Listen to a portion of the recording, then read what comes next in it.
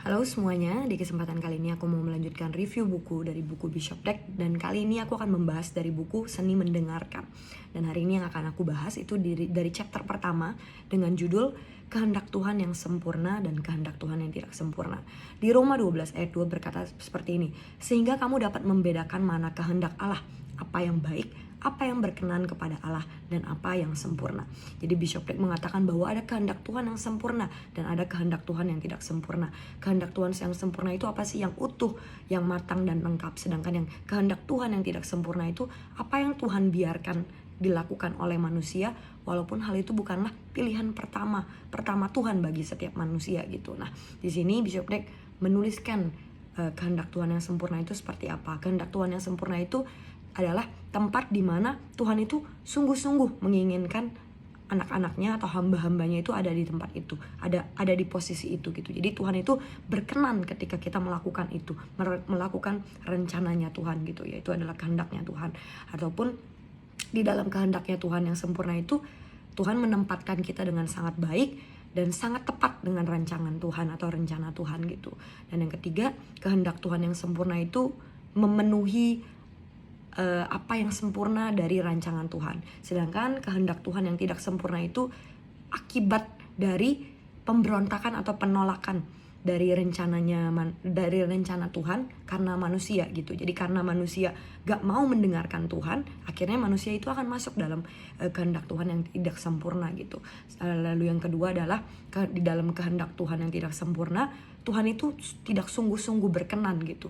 Yes, mungkin Tuhan itu di dalam kehendak Tuhan yang tidak sempurna itu mungkin Tuhan masih memberikan kemurahannya, tetapi bisa dikatakan di dalam kehendak Tuhan yang tidak sempurna itu, pelayanan Tuhan di dalam hidup kita itu bisa jadi tidak maksimal dan tidak memenuhi tujuan Tuhan di dalam hidup setiap kita. Dan terakhir, di dalam kehendak Tuhan yang tidak sempurna bisa dikatakan itu adalah kehendak yang tidak semestinya dan juga tidak memenuhi syarat di dalam tugas kita lah, di dalam kekristenan kita. Mungkin kalau misalnya aku bisa katakan atau kesaksian dari hidupku tentang kehendak Tuhan yang tidak sempurna adalah bagaimana ketika kita hidupku gitu mendapatkan calling dari Tuhan, tapi karena pemberontakan, karena penolakan dari hidupku, akhirnya apa? Aku membuang-buang waktu ketika Tuhan memanggil hidupku. Ketika Tuhan mulai mau aku untuk yang namanya fokus, benar-benar serius di dalam ketika pelayanan, tapi aku menolak itu. Dan akhirnya apa? Aku aku tetap memiliki kemurahan Tuhan, tapi pada kenyataannya Tuhan tidak sungguh-sungguh berkenan dalam hidupku, dan aku malah menjadi mengulur-ngulur waktu, aku malah menjadi membuang-buang waktu di dalam purpose Tuhan di dalam hidupku, karena aku tidak memiliki telinga yang mendengar, karena aku menolak panggilan Tuhan, karena aku memberontak di dalam Tuhan, dan akhirnya aku menjadi anaknya yang tidak di dalam kehendak Tuhan yang sempurna gitu. Jadi bisa dikatakan ketika kita ada di luar kehendak Tuhan yang sempurna, yang paling pertama adalah kita membuang-buang waktu, karena kita menjadi orang yang wasting time dengan pemberontakan, dengan penolakan. Lalu bisa dikatakan kita tidak menjadi berkenan, sungguh-sungguh berkenan di hadapan Tuhan, dan kita juga tidak jadi maksimal di dalam pelayanan kita, dan kita berada di tempat yang tidak dengan ketepatan atau semestinya gitu, bahkan tidak memenuhi syarat untuk menyelesaikan tugas kita gitu.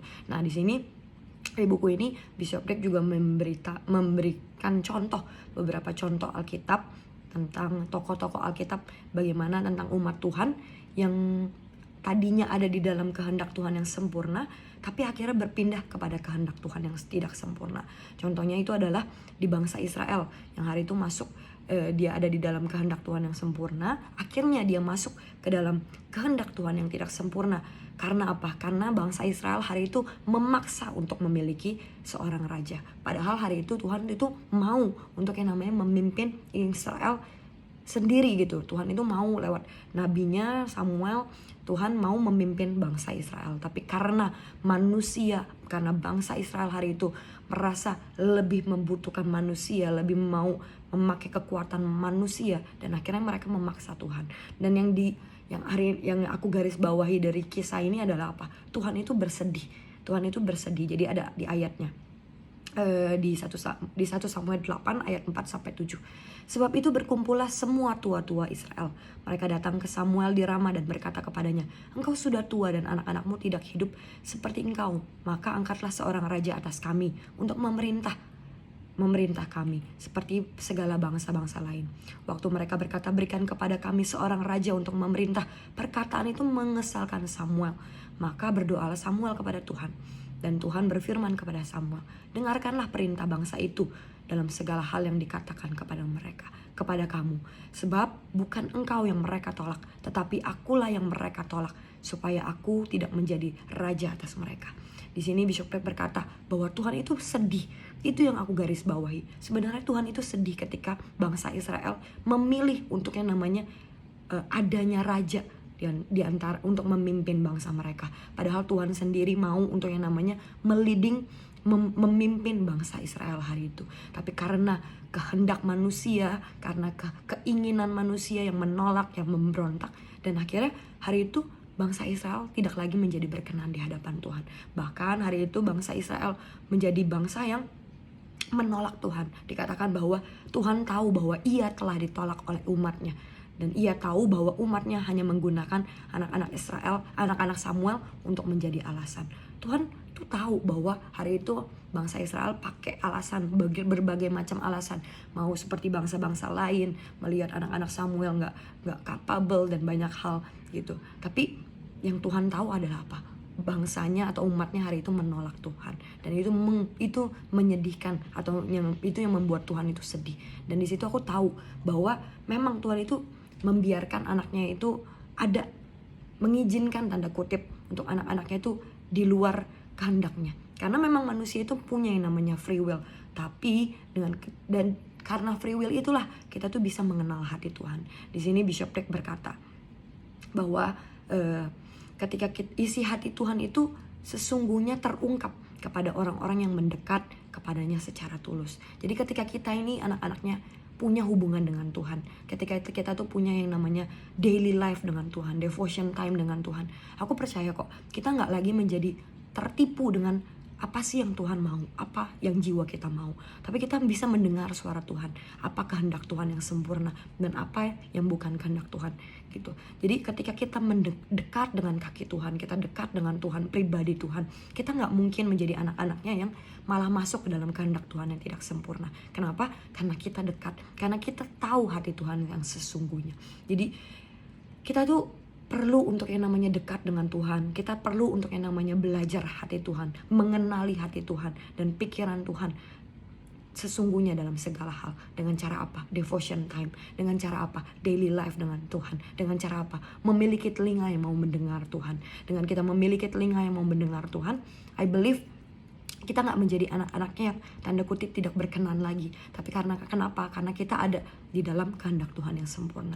Jadi di chapter ini aku belajar sih untuk yang namanya setiap kita ini memiliki telinga yang mendengar. Untuk apa? Agar setiap kita itu tahu kemana arah kita untuk kita berjalan, kemana kehendak Tuhan yang sempurna, agar kita itu bisa menjadi anaknya yang berkenan, agar kita itu sungguh-sungguh berada di tempat Tuhan tuh mau kita tuh ada, agar kita itu ada dengan tepat di mana rancangan Tuhan itu mau kita tuh ada, dan kita itu ada di dalam yang namanya memenuhi rancangan Tuhan di dalam hidup setiap kita untuk menyelesaikan tugas kita. Jadi biarkan hari ini setiap kita berdoa, memiliki kerinduan untuk yang namanya bukan hanya punya telinga seorang pendengar, tapi setiap kita menjadi orang-orang atau anak-anaknya yang mendengarkan dan juga mau namanya menuruti, bukan mengikuti kekuatan kita, bukan pakai kekuatan dan hebatnya kita, tapi kita benar-benar rely on ke Tuhan. Kita itu benar-benar taruh harapan kita mengandalkan Tuhan lagi, lebih lagi gitu. So I hope dari